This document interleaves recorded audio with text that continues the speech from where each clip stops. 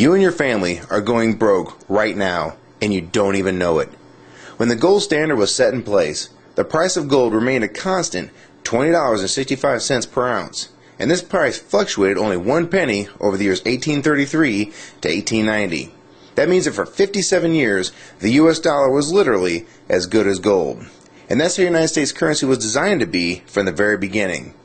The Constitution states that our currency was meant to be only gold and silver, to prevent exactly what's happening to the US dollar right now. From the years 1891 to 1930, the price of gold per ounce was still very stable. The low was $20.58 per ounce, and the high was $21.32.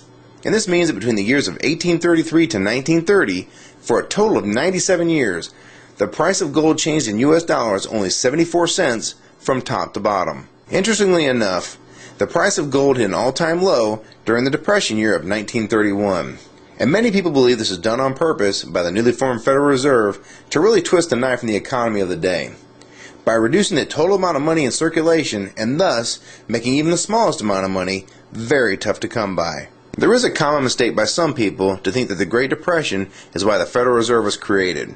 The truth is the Federal Reserve was in fact created in 1913, and this is well before the Great Depression. Since the Fed's creation, we've been slowly going off the gold standard, until finally, on August 15, 1971, President Nixon, one of the worst presidents in our country's short history, announced the United States would no longer redeem U.S. currency for gold.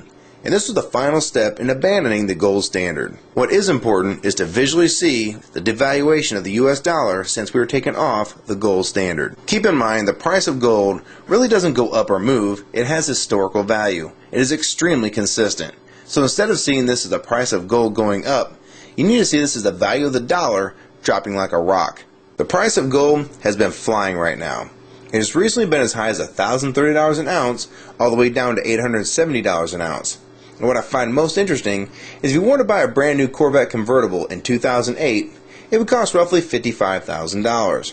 So in gold, that'd be roughly 60 ounces of gold at the spot price of $930 per ounce. So at the time when gold was $930, you could basically take 60 1-ounce gold coins, cash them in, and buy that very same car. Inversely, if you remove inflation and the devaluation of the dollar, as if the U.S. currency was still attached to the gold standard, as it was originally intended when this country was founded, that same car being bought with the same 60 ounces of gold would have a gold standard value of only $1,200, or the same 60 $20 1-ounce double eagles. So if that car price today is $55,000 and the gold standard value is $1,200, this means that we're sitting on roughly $53,800 inflation over the last 100 years for a $1,200 item. This brings the original dollar value to roughly 2 cents of today's money. I'm sure this is pretty tough to imagine, and some people can't handle this concept and will try and blow it off as incorrect. The fact is, this is what's really going on with our currency. Don't believe me? Try this one. Back in 1964 and earlier, a quarter would buy you roughly a gallon of gas. This is because the quarters made in 1964 and earlier were made of 90% silver and 10% copper. So the spot price of silver being $17.20 an ounce, this makes that quarter's actual value $3.11. So you can see that same 1964 quarter will still buy you roughly a gallon of gas today. And in case you're wondering, it takes about 5.5 silver quarters to make up a full ounce of silver. This is a fact.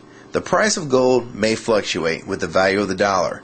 This doesn't change the fact that precious metals such as gold and silver have maintained their value throughout time. And the only thing that changes is the value of the currencies that are not tied to gold and silver. This is what the Founding Fathers warned us about and tried to prevent from happening with the Constitution. What people need to understand is that the excess printing of the United States currency is just another tax on the American people. It takes the value of the dollars that they have and makes them worth less in the long run. Meanwhile, you're still making roughly the same amount of money, yet the prices for everything from gas to milk are going up constantly, when in fact nothing is really going up in price. It's the dollar's actual value that's been dropping and not prices going up. I can't emphasize this enough. If you like this video and find it helpful, please rate it and share your comments on the subject, favorite it, and most importantly, please share this video with everyone you know. I can't tell you how important this is. We need to let people know that they're losing all they worked so hard for and they don't even know it. And only with your support and help can videos like this be seen by people that really need to see what's going on with their money and the economy of the United States. So please help support this channel and others like it.